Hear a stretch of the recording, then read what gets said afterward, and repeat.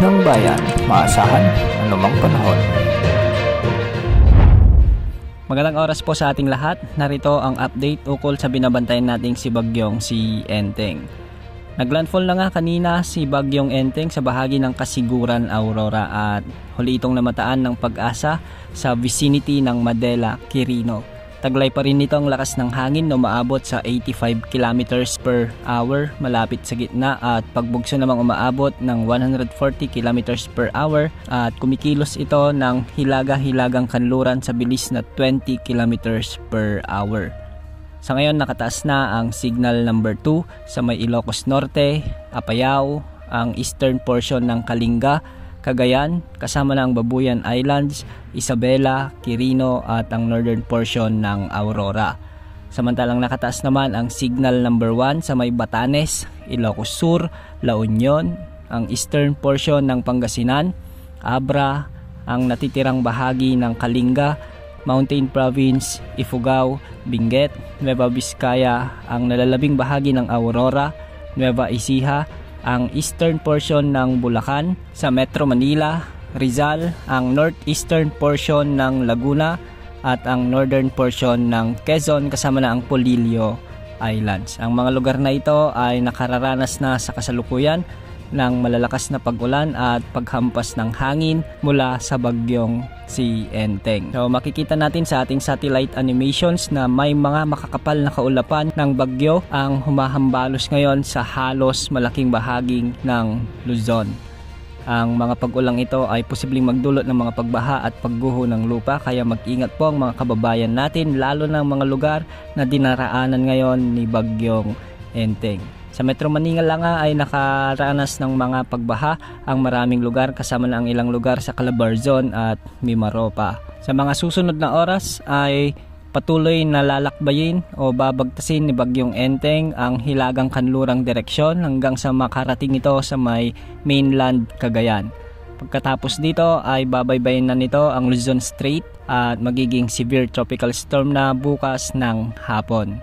Pagsapit naman ng September 4 ay posibleng lumabas na ito ng ating area of responsibility lalo na pagsapit ng hapon o kaya ay gabi. Posible pang lumakas ito habang nasa labas na ng ating area of responsibility bilang typhoon category. So ngayong araw hanggang bukas ng hapon asahan ang malalakas na pag-ulan na posibleng umabot sa 100 to 200 millimeters o mahigit pa sa may Ilocos region, Nueva Vizcaya, Quirino, Isabela, Apayao, Abra, Benguet at ang northern and central portions ng Aurora. Posible naman ang 50 to 100 mm na mga pag-ulan sa may Zambales, Bataan, Nueva Ecija, Bulacan, Rizal, Metro Manila at ang nalalabing bahagi ng Cagayan Valley at ang Cordillera Administrative Region. Bukas ng hapon hanggang Miyerkules naman ng hapon, asahan ang malalakas pa ring pag-ulan sa may Ilocos Sur at Abra at may mga katamtaman hanggang sa malalakas na pag-ulan naman sa nalalabing bahagi ng Ilocos Region at ng Benguet. Ang mga lugar na ito ay posibleng makaranas ng mga biglaang pagbaha at posible ang mga landslides lalo na yung mga lugar na ilang araw nang inuulan.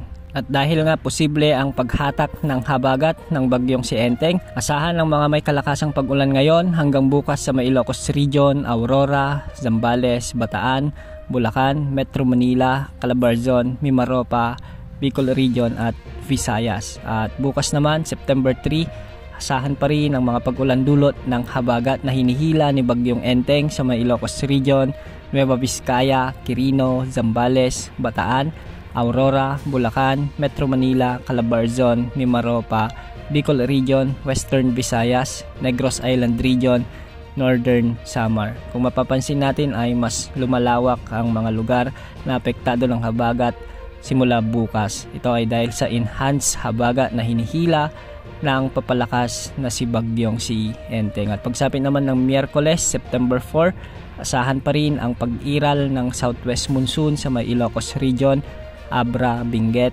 Zambales, Bataan, Bulacan, Aurora, Metro Manila, Calabarzon, Mimaropa, Bicol Region, Western Visayas, Negros Occidental at Northern Samar. Ang mga lugar na nabanggit ay posible pa rin makaranas ng mga may kalakasang pag-ulan, kaya posible ang mga pagbaha at pagguho ng lupa. hindi porket lumalayo na si Bagyong Enteng ay mawawalan na rin ang mga pag-ulan. Kaya sa mga kababayan natin, dobling ingat po, lalo na yung mga lugar na direktang tinatamaan ni Bagyong si Enteng. Yan muna ang latest update mula kay Bagyong Enteng. Ito pong weather update ng bayan, maasahan anumang panahon.